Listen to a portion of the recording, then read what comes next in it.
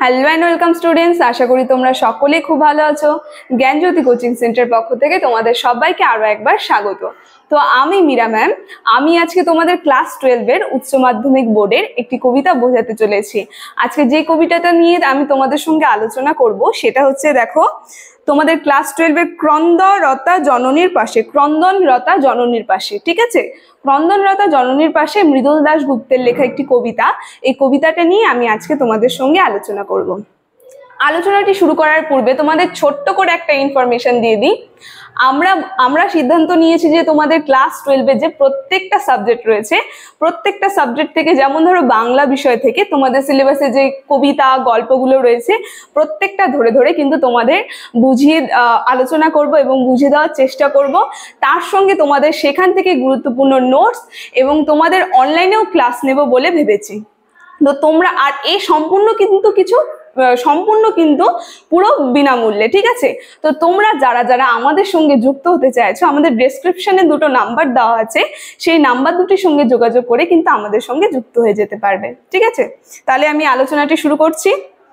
তোমাদের ক্লাস 12-এর বাংলার যে কবিতাটা নিয়ে আজকে আমি আলোচনা করব, প্রথমেই বললাম সেটা হচ্ছে ক্রন্দনরতা জননীর পাশে। প্রথমে এই কবিতাটির নামটা নিয়ে একটু আলোচনা করি।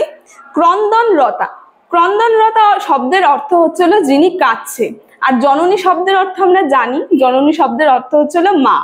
তো যেই মা কাঁদছে তার পাশে, ঠিক আছে?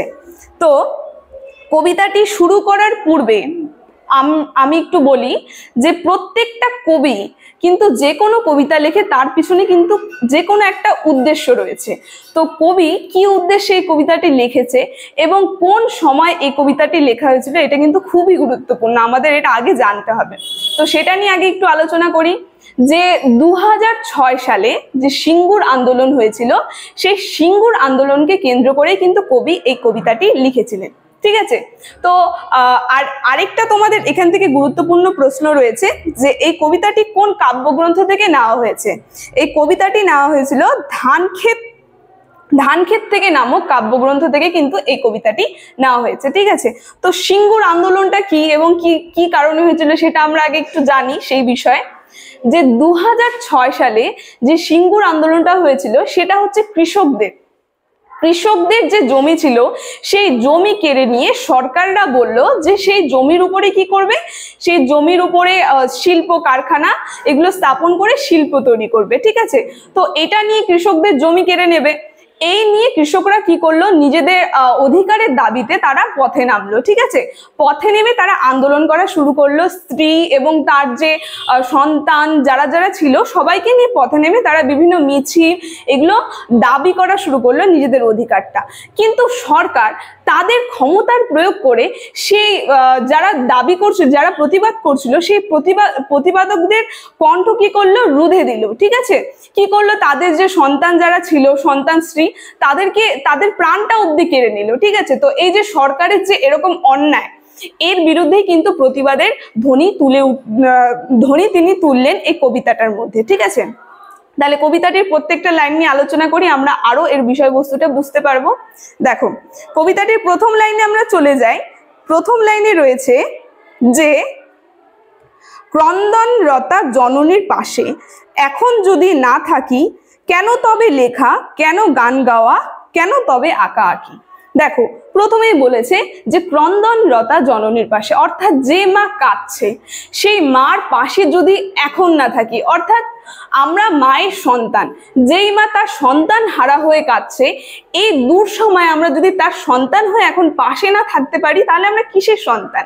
তাই বলছে যে বিভিন্ন কবিরা কবিতা লিখছে, তার সঙ্গে গান গাইছে, এই কবিতা গান এবং তাদের শিল্পী প্রতিভা যদি তার মার পাশে না দাঁড়াতে পারে তাহলে সেই প্রতিভা হচ্ছে কলঙ্ক। কবি তাই বলছে এই গান গাওয়া, এই কবিতা, এগুলো কি সম্পূর্ণ বৃথা, ঠিক আছে?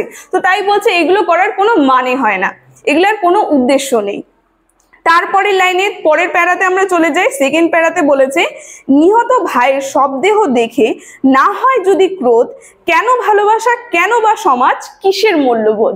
এখানে দেখো কি সুন্দর করে বলেছে যে নিহত ভাইয়ের শবদেহ, অর্থাৎ যেই ভাই মারা গেছে, সেই কৃষক আন্দোলনে যিনি ছিলেন, সেই কৃষক যে তার ভাইয়ের সমান, সেই ভাইয়ের মতো একজন মারা গেছে, সেটা দেখে, সেই মৃতদেহ দেখে যদি সেই মানুষের মনে, মানুষের বিবেকে কোনো ক্রোধ যদি জন্ম না হয়, কোনো রাগ যদি জন্ম না হয়, তাই বলছে তুমি তাহলে কিসের মানুষ? তোমার মধ্যে কোনো হৃদয় নেই। যে মানুষ, জড় বস্তু যেরকম কোনো কিছুর মানে কোনো প্রভাব পড়ে না, সেরকম হচ্ছে মানুষ। যদি সেই মানুষ তার বিরুদ্ধে কোনো প্রতিবাদ না করে, সেই শবদেহ, মৃত শরীর দেখে যদি তার রাগ না জন্মায়, ক্রোধ না জন্মায়, তাহলে তো সেই ভালোবাসা এবং সেই সমাজের কোনো মূল্যবোধই নেই, সেই মানসিক বিবেকবোধেরও কোনো মূল্যবোধ নেই। দেখো পরের প্যারাতে তারপরে আমরা যাই। বলেছে, যে মেয়ে নিখোঁজ, ছিন্ন ভিন্ন জঙ্গলে তাকে পেয়ে আমি কি তাকাবো আকাশের দিকে বিধির বিচার চেয়ে। অর্থাৎ যেই মেয়েটি নিখোঁজ হয়ে গেছে, যাকে অনেকদিন ধরে খুঁজে পাওয়া যায়নি, যার মৃতদেহ জঙ্গলে পড়েছিল, সেই জঙ্গল থেকে মৃতদেহকে উদ্ধার করেছে, যার রক্তাক্ত শরীর, তো সেই মৃতদেহ মেয়েকে নিয়ে আমি কি কোলে করে, এখানে কবি বলেছে যে আমি কি তাকে কোলে করে আকাশের দিকে চেয়ে বলবো, হে বিধি, হে ভগবান, তুমি এর বিচার করো। আমি এরকম করতে পারবো না, আমি ভগবানের কাছে সম্পূর্ণ ছেড়ে দিতে পারবো না। এখানে কি আমার বিবেকে রুচিবোধে বাঁধবে, তাই কবি এই কথাটা বলেছেন যে আমি বিধির কাছে বিচার চাইতে পারবো না, যে ভগবান এর বিরুদ্ধে তুমি দেখো কি হচ্ছে, এগুলো দেখো।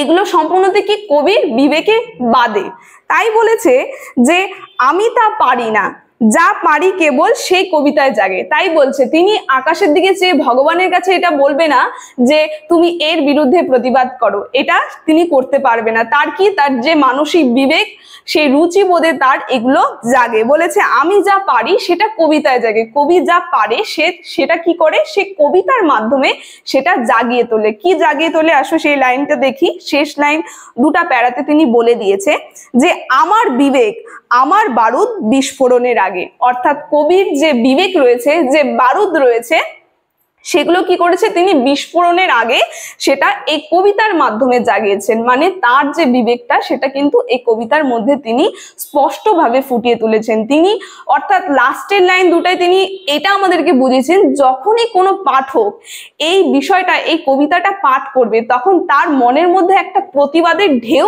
ফুটে উঠবে। ঠিক আছে, তো এই সময় এই যে সিঙ্গুর আন্দোলন, এটা শুধুমাত্র সিঙ্গুর আন্দোলন না, এটা আমরা যে কোনো সামাজিক আন্দোলনকে কেন্দ্র করেই কিন্তু আমাদের মনে একটা প্রতিবাদের ঢেউ কিন্তু তুলবে কবির এই কবিতাটা পাঠ করে, এই বিষয়বস্তুটা দেখে। ঠিক আছে, তো কবি এটাই আমাদেরকে জানাতে চেয়েছে এই ক্রন্দনরতা জননীর পাশে কবিতার মধ্যে দিয়ে। ঠিক আছে, তার প্রতিবাদের ঢেউ কিন্তু ফুটে উঠেছে এই কবিতার মাধ্যমে। তো আজকের ক্রন্দনরতা জননীর পাশে কবিতাটির আলোচনা আমার এতটুকুনি ছিল। আলোচনাটি আমি এখানেই শেষ করছি। ভিডিওটি যদি তোমাদের ভালো লেগে থাকে, অবশ্যই like, comment, share and subscribe করে দেবে। Thank you.